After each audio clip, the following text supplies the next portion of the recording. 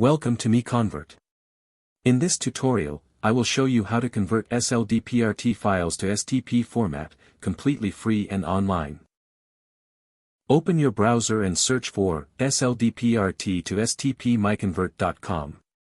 Click on the first result to go straight to the converter.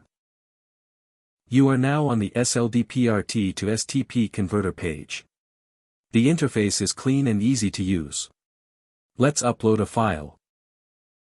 Click the Choose File button. A file picker will open.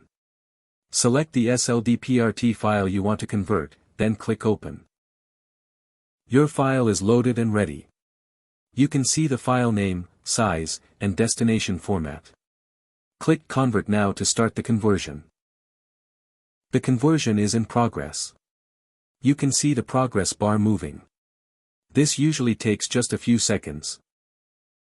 Done. Your file has been successfully converted.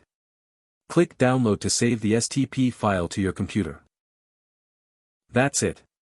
Visit MiConvert.com for more free conversion tools. Subscribe for more tutorials. Thanks for watching.